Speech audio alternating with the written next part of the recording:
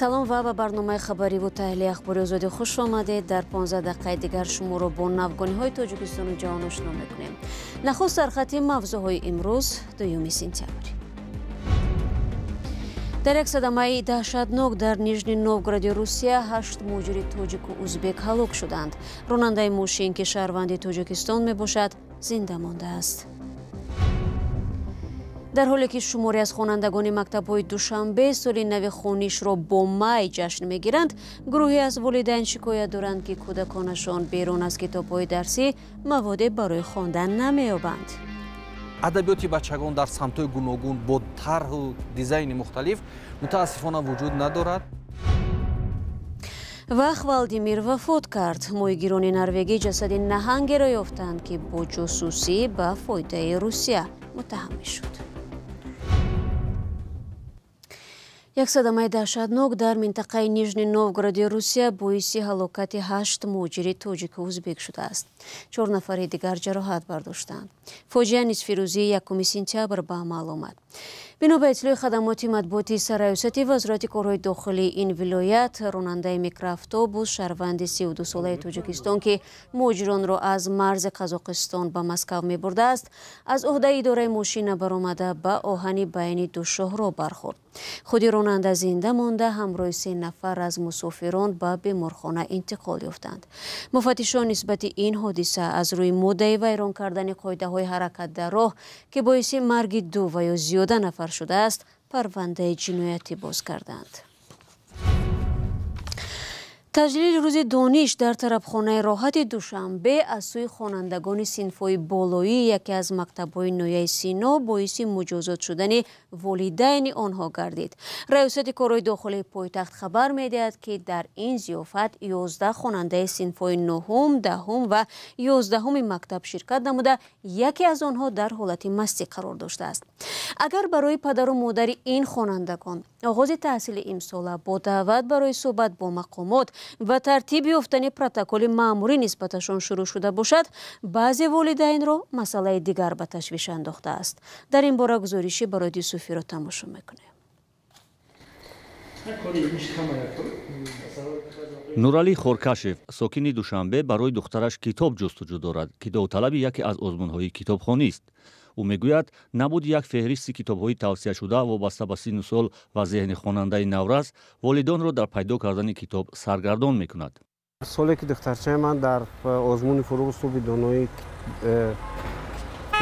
донои китоб аст мақоми аввалро гирифт, барои омода шудани вай ва аслан бештар мо ҳеҷ имконияте надоштем ки ҳамаи он адабиёте ки тавсиявӣ буд онро аз китобкадакҳо ё аз китобхонаҳо, аз мағозаҳои китоб мо онро дастрас кунем бигирем ки масалан вай дар вақти изофӣ ё ки дар хона тайёр шавад, барои вай аксарият қариб аз ҳар то бегоҳ дар китобхонаи Фирдавсӣ рафта аз ҳамун ҷоят менавишт, мегирифт, мехонд ки он фақат барои истифода бурдан дар ҳамун ҷо иҷоза дода шудагӣ аст.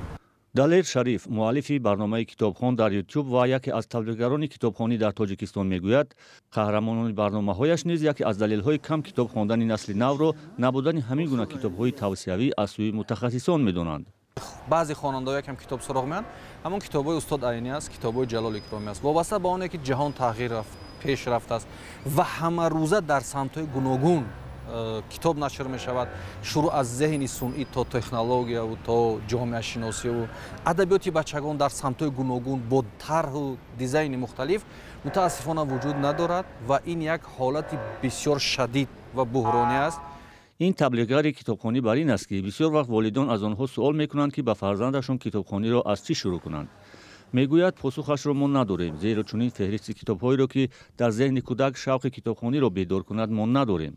дар ҳоле ки чунин феҳристи раҳнамои китобхонӣ вуҷуд надорад, бархе коршиносон тавсия медиҳанд ки мутолиаро аз донишномаҳои кӯдакона оғоз кунанд.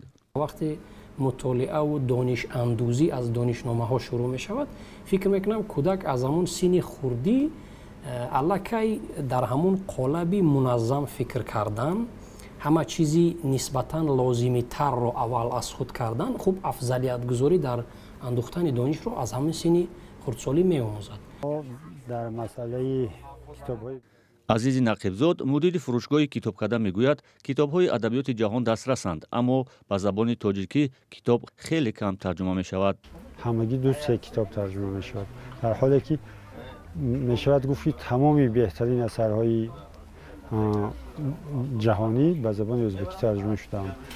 در زمان همگیر ویروس کرونا که در مکتب‌ها تعطیل اجباری شده بود، وزارت معارف یک رویخط کتاب‌های توصیه شده را تهیه و پیشنهاد کرده بود. همچنین برای داوطلبان آزمون کتابخوانی فروغ صبح دانایی نیز چنین یک رویخط پیشنهاد شده است. برخی چهره‌های فرهنگی نیز تلاش تهیه چنین فهرست را کرده بودند که بیشتر به تجربه انفرادی خود تکیه نمودند. اما والدان این رویخط‌ها را کار کارشناسان نمی‌دانند و می‌گویند بیشتر این کتاب‌ها کتاب‌های سیاسی و ایدئولوژی هستند، نه اثرهایی که ذهن دانش آموزی نورس را رشد دهد. آشفته‌حالی والدین در تاجیکستان از نبود فهرست کتاب‌های بدیعی توصیوی در حالی است که در کشور همسایه افغانستان طالبان دختران و زنان را از تحصیل و کار و حیات اجتماعی کاملا دور نمود. با همین سبب در داخل و خارج افغانستان زنان فعال نوارها نشر نموده توسط آهنگ‌های انقلابی قانون‌های اخلاقی حکومت طالبان را که آخر ماه اوگوست اعلام شدند تحت تنقید قرار دادند. کیومرثیت تا موضوع را ادامه می‌دهد. زدی تا امر ثانی مهر خاموشی دهانم را دیوارها را در نویسم بجای این آهنگ‌های اعتراضی زنان در داخل و خارج افغانستان است که پس از قبول قانونی مربوط به اخلاق حکومت طالبان نشر شدند. با اشاره به زمانی که این قانون‌ها لغو می‌شوند، زن پنهان در پس برقه آهنگ خود را ادامه می‌دهد. مهیا می‌کنی تا امر ثانی آب و نانم را مرا با جرم زن بودن اسیر خانه ام کردی. سخنگوی وزارت عدلیه حکومت طالبان در افغانستان میگوید بر پایه این قانون که از 35 بند عبارت است، زنان باید تمامی بدن و سیمای خود را پنهان کنند. به مردان مشورت داده شده است که ریش مانند. رانندگان نباید در ماشین‌هایشان موسیقی گذارند و زنان را بدون راهبلدی مرد از جای به جای برند. این قانون در اساس فتوای رهبر طالبان افغانستان هیبت الله آخوندزاده تصویب شده است که در سال 2022 ارائه شده بود. سال 2021 زمانی که نیروهای خارجی از افغانستان بیرون شدند و طالبان سر قدرت آمدند، رهبران این جنبش تندگرای اسلامی ابراز داشتند که سرقانون افغانستان از اعتبار ساقط شده، حاکمیت رانی آنها بر اساس شریعت اسلامی خواهد بود. محدود شدن حقوق زنان و آزادی بیان در دوران حکمرانی طالبان در افغانستان باعث به تنقید حامیان حقوق و حکومت‌های خارجی گردیده است. در طول این مدت که 3 سال طالبان آمدید به افغانستان و حاکم شدین، برنامه‌های زیادی برای حذف زنان داشتین. از شروع مکاتب که برای خانم‌ها مکاتب بسته کردن و همچنین هم تو دانشگاه‌ها و با مرور زمان کار از پیش گرفتن. اکنون فشارهایی که جهان بر سر اینا میاره و یا رسمیت به اینا نمیده یا تعامل با اینا نمیکنه، اینها همین فشارها را بر سر زنان میارن. میتونن از این برنامه‌ها و از این فشارها با استفاده از زنها این برنامه‌ها را کاملا تطبیق بکنن در کشور و سودش از جهان بگیرن. محدود شدن حقوق زنان و آزادی بیان در دوران حکمرانی طالبان در افغانستان باعث به تنقید حامیان حقوق و حکومت‌های خارجی گردیده است.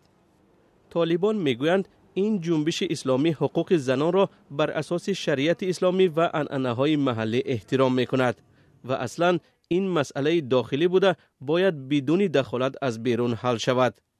وزارت امر بر معروف و نهی از منکر حکومت طالبان افغانستان که تنظیم اخلاق را بر عهده دارد، در 3 سال گذشته اجرای دستورهای حکومت این جنبش تندگرای اسلامی را نظارت می‌کند.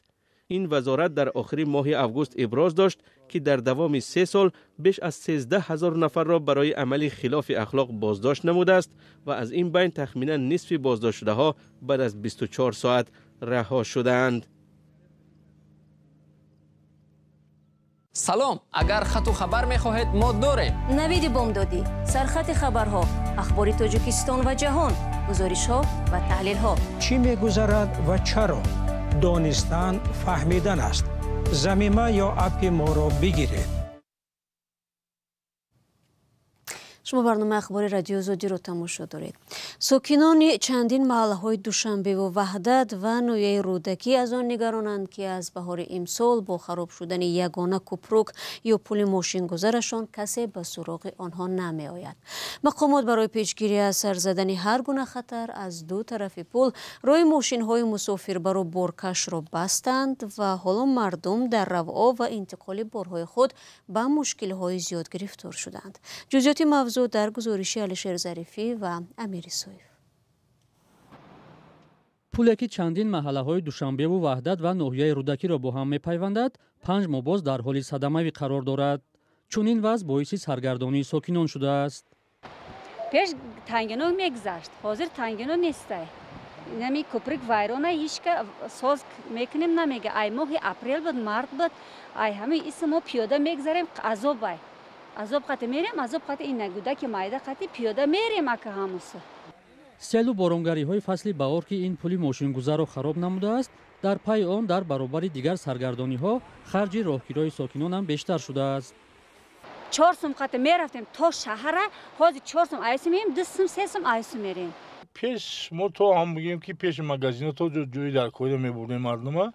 خیلی خوزی موسکی در صدمه جمع چی شدگه تو سری موستا میادیم میفروشون موستا پیاده میگذاره و خیلی مردم هم مشکله. بای وزمین خیلی میگم و گذشتن هم میتونه و جوی که ماشین مقصد تو پیش خونهش میرد هیچ میفروش یا چور میگذارن برشا.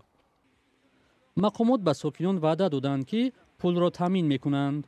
وقتی آب سیل شدند آب خشید گفتن کم شب و راست میکنیم ایتینتون و همین نگه داریم آب اینا کم شده است هیچ جایی نیست که بیاین راست کنن.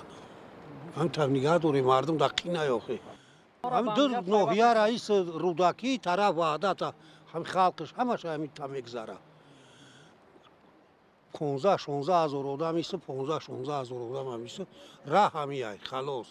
ساکنان میگویند با چنین حال گرفتار شدن این پل زندگی آنها را خیلی مشکل کرده است و منتظر آنند که مقامات برای تعمیر آن کی دست به کار میشوند. روز 30 اوگوست در حکومت ناحیه رودکی کسی حاضر نشد در روبروی دوربین رادیو آزادی موضوع را شرح دهد. اینجا در صحبت بدون ثبت تاکید نمودند که در نقشه کاریشان تعمیر این پل پیش بینی شده است و حالا مسئله مبلغ گذاری آن در بررسی قرار دارد. کی تعمیر خواهد شد و مبلغ آن چه مقدار را تشکیل می‌دهد معلوم نیست. این پل که به نقل ساکنان در زمان شوروی ساخته شده است، درازیش بیشتر از 100 متر بوده، در 10 کیلومتری مرکز دوشنبه جایگیر است. از طریق آن در برابر ماشین‌های مسافرکش همچنین ماشین‌های گرانوزن بارکش نیز می‌گذشته است که با چنین حال گرفتار شدنش راه چنین ماشین‌ها نیز دراز شده است. نهنگ سفید بلوخا با نام خوالدیمیر که با جاسوسی به نفع روسیه متهم میشد وفات کرده است. یک سازمان غیر دولتی نروژی که حرکت خوالدیمیر را پیگیری میکرد گزارش میدهد که جسد نهنگ را شنبه 31 اوگوست در جنوب این کشور پیدا کرده است. کلمه خوالدیمیر از آمیخته کلمه نهنگ به زبان نروژی و نام پرزیدنت روسیه ولادیمیر پوتین ساخته شده است. سازمان نروژی در شبکه‌های اجتماعی نوشته است که خوالدیمیر نمونه واضحی پیوسته انسان و طبیعت است. بار اول خوالدیمیر در سال 2019 در شمال نروژ ظهور کرد. او به مردم نزدیک شده به اشاره‌های آنها جواب میداد. در گردن این نهنگ یک کامرای خرد نوارگیر برای جمع معلومات نصب شده بود. در آن به زبان انگلیسی نوشته شده بود که آن مالکیت سنت پترزبورگ می باشد.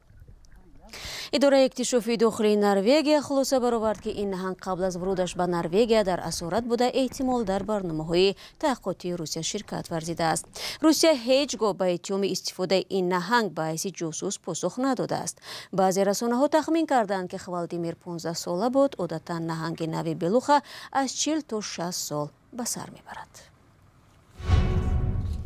دوستان عزیز، برنامه ما در همینجا به آخر میرسه. سپاس که با ما بودید. خبر و گزارش از این بیشتر و همیشه میتوانید در وبسایت azadi.org و صفحه های رادیو آزادی در فیسبوک و اینستاگرام، ایکس و تلگرام، تیک تاک و یوتیوب دسترس کنید. اگر پیامی دارید برای ما نویسید. فردا شما رو در برنامه منتظر خواهیم بود. خود را احتیاط کنید و خدا نگهبان هر یک شما باشد.